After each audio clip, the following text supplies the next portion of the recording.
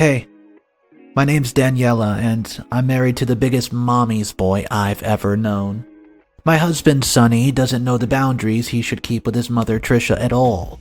And what he did recently just made me reach my limits with her behavior. I met Sunny about 7 years ago. We worked at the same place, but in different departments. We first began talking at a work event. We did not immediately begin dating. It took us another 3 years to realize that we had feelings for each other. We began having lunch together as friends, and I found Sunny very easy to be around. He made it so easy to open up to him as a friend, and I wasn't surprised that I began forming feelings for him. After 2 years of tiptoeing around each other, he finally asked me out after I made the first move, and I was over the moon about it. We were perfect together. He was funny, and he had a way of making me feel light and happy, and I had genuinely thought that he was the one. We of course had our issues in our relationship like any other relationship, but we worked well together, and I liked who I was when I was with him. We went out for 3 years after that, and things went down after those almost perfect 3 years. I loved him, and I wanted to spend the rest of my life with him. Even if I had to spend that life with him in his hometown, his mother had fallen sick with cancer, so he needed to move back. Before he packed up his entire life and moved back, he proposed to me and asked me to move with him. Well, I was so wrapped up in him that I agreed for the sake of his mother, whom I hadn't even met by then. And when I agreed to move to this hometown with him, all I knew about his mother was that she had cancer and that he was so close to her. Throughout our relationship, I've caught him talking to his mother on the phone multiple times every day. Initially, it was kinda sweet that he kept in touch with her, especially because she's been sick for some time now. But it soon turned, a bit creepy. After all, why would they need to talk multiple times a day? I'm close to my parents as well, but I still only talk to them twice every week at most, even when one of them is sick. After all, we have work and other priorities. I met Trisha immediately after moving to their hometown. We had gotten an apartment near Trisha's place even after her insistence on moving in with her.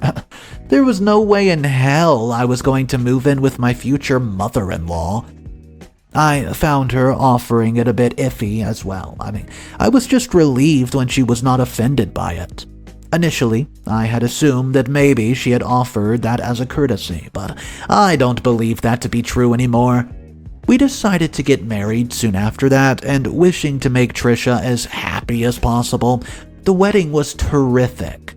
We had a small event in Trisha's backyard because we only wanted our close friends and family there anyways. And it was a quaint affair. It was sweet, it was simple, and we were satisfied as the most important part of the ceremony was binding our lives together forever. However, that was when the troubles began. We decided not to go on a honeymoon because of Trisha's health and because we were both looking for jobs on the side as well. I had thought that even though we weren't going on a honeymoon, we, would have some romantic times away from family exploring Sunny's hometown. Oh, was I wrong about that? Trisha was a constant house guest in our new home. In the first month of our marriage, we barely got any time alone together, and mostly because Trisha was always over first thing in the morning and left late at night. When I brought it up with Sunny, he did not see the problem with it. He claimed that he had moved in here to keep an eye on his mother's health, and her coming over was making it so easy. Shouldn't he question how she's strolling around when she has such a scary illness? But he understood that I was uncomfortable with her being over all the time, So he promised me that he would talk to her. However, this caused a huge scene in the home. When Sunny asked her not to come over all the time, maybe just a few times a week, Trisha absolutely flipped. She began crying, saying that she had just missed her son, who had rarely visited her, after he was done with his school. She was clearly emotional, and she was manipulating Sunny. She also had some things to say to me about how I was controlling her son and poisoning him against her. Sunny tried to calm her down, but she was inconsolable and just vowed to stay away from us if that's what I wanted. I was not moved by her behavior, but Sunny was. He felt a lot of remorse while I saw through her manipulation. This resulted in Sunny going over to Trisha's house every day after that. However, the root cause of my trouble still continued. I still rarely got time to spend with my husband because we both had gotten jobs, and he spent hours after his job at his mother's, returning just after having dinner with her late at night, mostly by the time I would have retired to bed. It was so annoying, and it was clear that Trisha was, indeed, a master manipulator, and had Sunny wrapped around her pinky fingers. That's when I knew that Sunny was some different kind of mama's boy. Things got even worse when I realized that Sunny told his mother everything, and I mean everything. I once got a talk about how to please my husband from my mother-in-law at my nephew's birthday party, making me almost throw up. Trisha would often bring up things that she had no right to know, and Sunny had no right to tell her. Why does Sunny's mother need to know about my cycle, for hell's sake? She was way too involved. And that's just touching the iceberg with the stuff that they've told each other. I feel violated by this like anything, and my personal life was now Trisha's property as well. Every little dispute Sunny and I had was relayed to Trisha, who thought it was appropriate to tell me solutions, even when, I didn't ask her. And of course, she always made it seem like I needed to do bettering and that I was at fault every time, and never her perfect little son, Sunny. Sunny did not think it was a big deal, but I began keeping my true feelings from Sunny after that because I didn't want Trisha to know these things about me. Most of the time, it feels like I did not just marry Sunny, but his mother as well, because of how involved she is in our marriage. This caused a lot of distance between us, which Sunny was not ready to acknowledge or was too stupid to even realize. I really didn't know, and I'm scared to know the answer. Recently, I had been feeling too crowded in my own marriage and life, so I needed a vacation. So when I got a bonus, I thought it was the perfect time to go on a honeymoon that Sunny and I had never had. I floated the idea to him, and he was very interested. I even offered to pitch in some of my savings for the trip in addition to the bonus I got, so all the expenses were going to be on me. Well, when Trisha found out about it, which was just an hour after I talked to my husband, she just assumed that she was going as well. I had to tell her, no, this was supposed to be a vacation for us. U.S. us.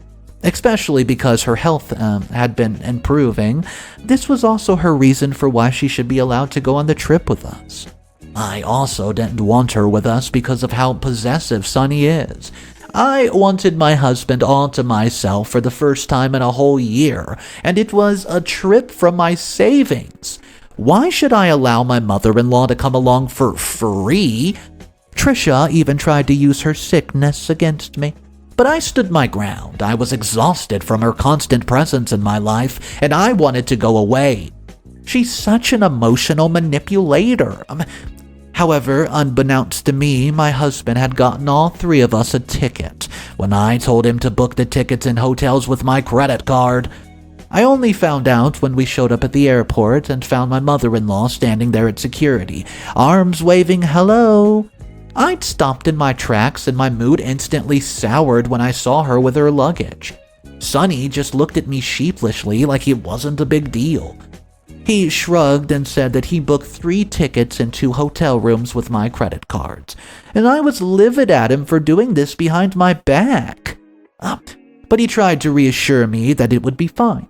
It would be a fun trip with his mom and us, but I had had enough. I reminded him that it was my money, and I had only decided who would go on this trip with my money. I decided that if he wanted to take Trisha, then I wasn't going, and I wasn't going to cancel the tickets as well. If he wanted to go on a romantic vacation with his mom, he could do it without me and with his own money. Then I turned around and went back to catch a cab. Sunny tried to follow me. But I ignored him as I boarded the taxi, and in the taxi I canceled all the bookings and tickets. Now, Sunny and I have been fighting for the past 2 days. He's been telling me that I'm insensitive and self-centered and have no empathy for his mom. This has only been making me even more mad at my husband, who apparently isn't just my partner. I've just began ignoring his constant shouting and rants now, but was I wrong? How dare he just book Trisha's ticket without my consent with my credit card details? And then expect me to just understand. He's the unreasonable one here, and I just wanted a few free days from Trisha. But he couldn't even give me that. Ugh. Update number 1. Hey everyone, it's Daniella on this side. So, last week I turned around and went home when I realized that my husband Sunny had brought his mother Trisha to our romantic getaway, even though I had explicitly said not to, have her come with us. Apparently, Sunny and Trisha had been bad-mouthing me in front of all their relatives, claiming that I was selfish, self-centered, and just bitter. I had begun receiving calls and texts from his family, calling me all sorts of names, and they called me insensitive toward Trisha's condition. And when I asked if her condition was so bad, why would she go on a trip? I apparently just proved their point. Trisha's sister called me wicked, telling me that her sister had told me all sorts of things about me, about how I wanted to steal her son from her, and how I kept trying to poison Sunny's mind against his mother. She claimed that I would go to hell if I were so ready to hurt a person with cancer, and if she died, it would be on me. They all claimed that it would not have hurt me if I had just let us go on the trip and minded my own business while my husband and mother-in-law spent some time together. I was livid that they didn't care about the fact that I wanted this trip, because I wanted to spend some time with my own husband, who might not remain my husband for very long, and also it's my money. She can go on a trip with her son with her own money or Sunny's. Why should I spend hard-earned savings on a toxic mother-in-law? However, this did give me a bright idea. I was so mad that Sunny had said such things about me to his family and then agreed to let his family just straight up bully me. Now, he's just not divulging details about our marriage life to his mother, but to his entire family. This is so icky. I can't believe I'm married into this messy family that doesn't even know how to respect anyone's boundaries. I don't feel like myself anymore, and I have to hide so many parts of myself, fearing being exposed to Sunny's family. I haven't spoken openly to Sunny in such a long time, not wishing his mother to know about my emotions. This is causing such distress on me, it's ruining my mental health. I don't understand how difficult it can be to make your husband understand the importance of boundaries. Apparently, the answer to that is very hard. I've been thinking hard about this and realized that I could make Sunny and Trisha pay for everything that they've brought on me. I have the perfect opportunity to make them regret ever wanting to go on vacation with me. They wanted to spend some more time together, right? Well, I'll let them do exactly that, and maybe I'll even let them stay together longer than they think they need to. That would make them happy, wouldn't it? Well, I'm going to exhaust Trisha and Sunny beyond their wildest imaginations, and then I'm going to make them regret ever messing with me. And then, of course, I'm leaving Sunny. He's the worst, and I don't deserve this kind of toxicity. I need my boundaries absolutely respected, and he can't do that for me. Well, somebody else can. Update number 2. Hey guys, it's Daniella again.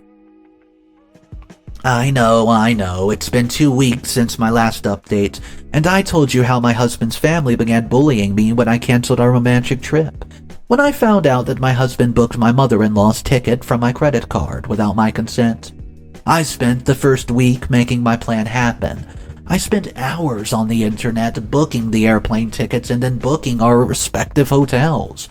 I know it put a lot of strain on my bank balance since I lost a lot of money the last time I planned the trip.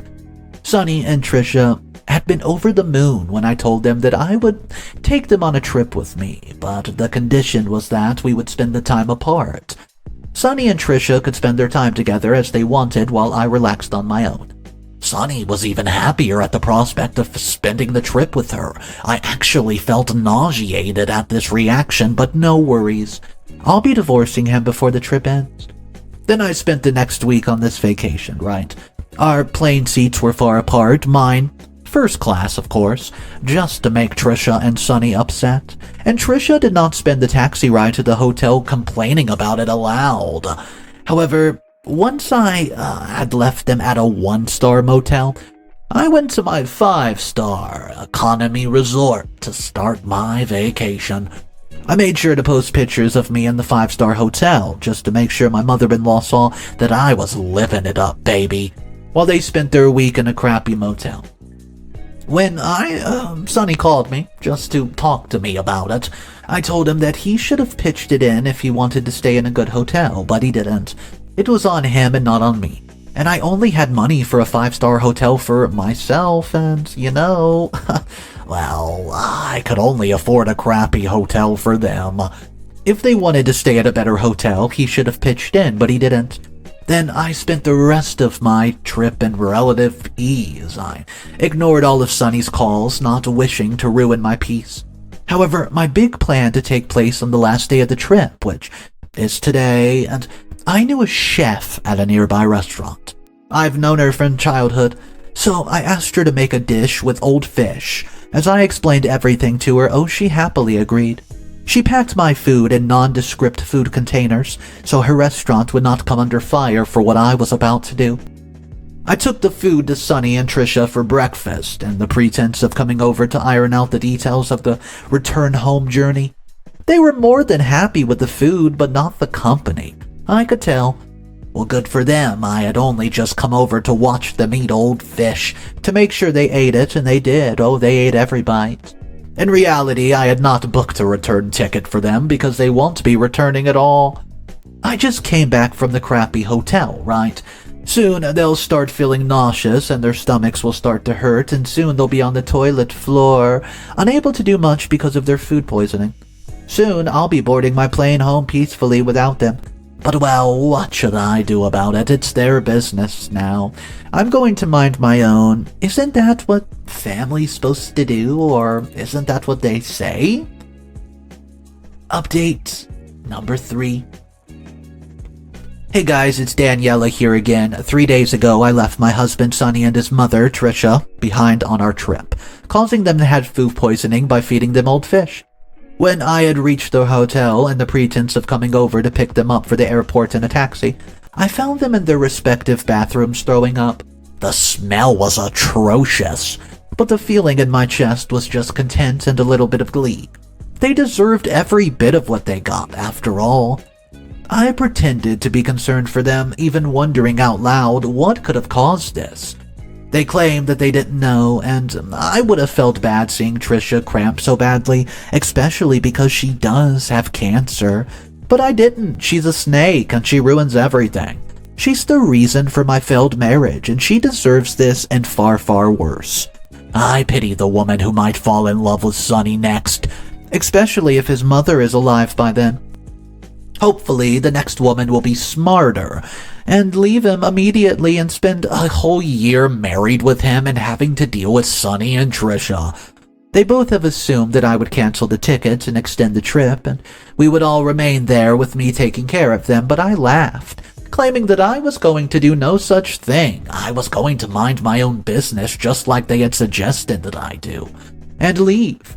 It's not my fault that they can't travel back now, is it? They were horrified when I revealed that I was leaving. Sunny was even more shocked when I revealed that I would be sending divorce papers to him, because he might not be coming home soon for my liking. He asked me why was I doing this to him, and I rolled my eyes because, are you joking? It's so obvious. But I still made sure he knew exactly why. It was his mother, and she was the reason I was divorcing him. Also, Sunny, did not know how to be a husband, and I can't spend my life trying to teach him boundaries. By the end, he was begging me not to leave him, saying that he's sorry, but I stood my ground. I knew he was only pretending to be sorry so that I would not leave him at the hotel. I know he won't become a better man because it's not my first time asking him to change. He's never changed before, and he won't miraculously change now. Now I'm back home, packing my stuff up before Sunny and Trisha return. I'll be long gone before they're back, making things easier for me. They've been blowing up my phone non-stop, and they must have told the rest of the family as well, because they've been calling and texting me non-stop. But I've ignored them all, including Trisha's sister, who showed up at the house Sunny and I used to share. But I've washed my hands of the messed up family that I finally can now. I can't wait to start my life anew, far away from Sunny. Might as well go to therapy for the mess that this family's made of my mental health, but either way, I'll be free soon. Do you guys think that I went too far?